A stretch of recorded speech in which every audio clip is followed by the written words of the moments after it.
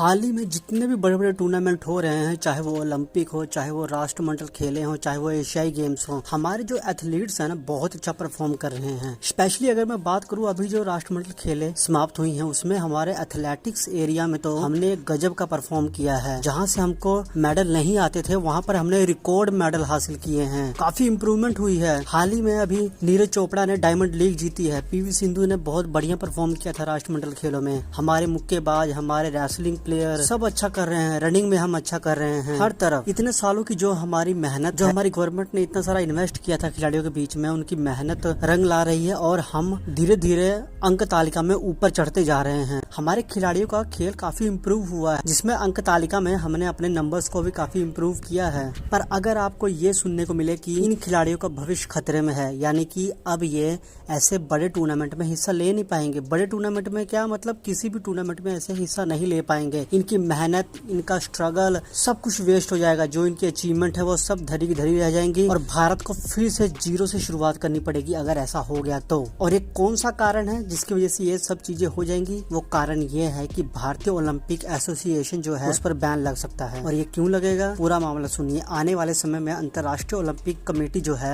वो भारत पर बैन लगाएगी, यानी कि भारत ओलंपिक एसोसिएशन पर। आईओसी ने बुधवार को भारतीय ओलंपिक एसोसिएशन को आखिरी चेतावनी दी कि अगर आपने जल्द से जल्द चुनाव नहीं करवाए तो आप पर बैन लग सकता है। आईओसी ने भारतीय ओलंपिक एसोसिएशन को दिसंबर 2022 तक चुनाव खत्म करने की बात कही है। अगर वो ऐसा नहीं करती तो उनको बैन का सामना करना पड़ेगा। और अगर तय की गई तारीख पर भारतीय ओलंपिक एसोसिएशन चुनाव नहीं करवा पाता तो अगले साल होने वाले एग्जीक्यूटिव बोर्ड मीटिंग में भारत पर बैन लगाने का फैसला ले लिया जाएगा। ऐसा हो सकता है 100%। अगर आईओए पे बैन लग जाता है तो भारतीय खिलाड़ियों के करियर के साथ खिलवाड़ हो जाएगा। वो किसी भी टूर्नामेंट में हिस्सा नहीं ले पाएंगे और हमारा भारतीय तिरंगा किसी भी टूर्नामेंट में आपको नहीं दिखेगा। इस साल की जुलाई में आईओए के अध्यक्ष और आईओसी के अध्यक्ष नरेंद्र बत्रा ने अपने दोनों ही पदों से इस्तीफा दे दिया था। इसके बाद अनिल खत्रा को अंतिम अध्यक्ष बनाया गया था। हालांकि आईओसी अंतरिम अध्यक्ष या कार्यवाह अध्यक्ष को मान्यता बिल्कुल भी नहीं दी। उन्होंने बोला कि हम इसको मंजूरी देंगे ही नहीं और सारी जिम्मेदारियां महासचिव राजीव मेहता को सौंप दी। अब इस पूरे कांड में आईओसी ने 27 सितंबर को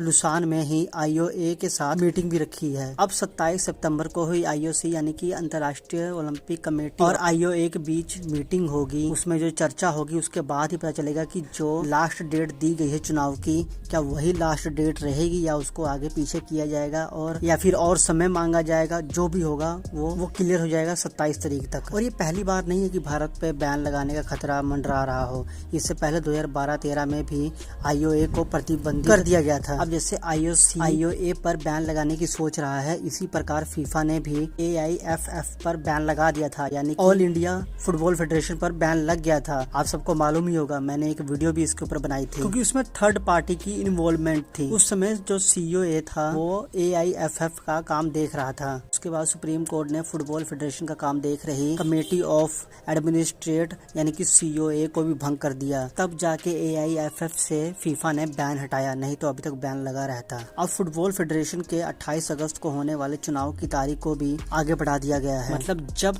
थर्ड पार्टी को बिल्कुल ही अलग कर दिया गया फीफा और एआईएफएफ के बीच में से, तब जाके फीफा ने उनको थोड़ी सी और मोहलत दी है कि आप चुनाव करा सकते हो। 28 अगस्त से ज्यादा डेट तुमको मिल गई है। और यही नहीं, इससे पहले हॉकी इंडिया पर भी बैन लग सकता था। एफआईएच ने कई सारी वार्निंग दी थी, पर अब हॉकी इंडिया और एफआईएच के बीच में सब चीजें क्लियर हो चुकी हैं। पूरा मामला क्लियर हो गया है। हॉकी इंडिया के भी चुनाव जल्दी होने वाले हैं। और ये सारा माजरा शुरू कहाँ से होता है? जो हमारे बत्रा साहब थे उनके इस्तीफे देने की वजह से। अब देखना यही है कि आईओसी आईओए पर बैन लगाता है कि नहीं लगाता है। 27 तारीख को बैठक होगी, उसमें क्या निर्णय लिया जाता है, जो भी अपडेट होगी आपको मिल जाएगी। पूरी तरह से अपडेटेड रहने के लिए हमारे चैनल को सब्सक्राइब कर लीजिए। आपको क्या लगता है कि हमारे सभी खेलों पर बैन का खतरा क्यों मंडरा रहा है? क्या कोई करप्शन का मामला था इसके पीछे, इसलिए दोबारा चुनाव करवाए जा रहे हैं? क्या मामला है? जो भी आपके विचार है मुझे कमेंट करके जरूर बताइए। इस वीडियो में बस इतना ही। मिलेंगे कुछ क्षणों के बाद एक नई अपडेट के साथ। तब तक के लिए जय हिंद।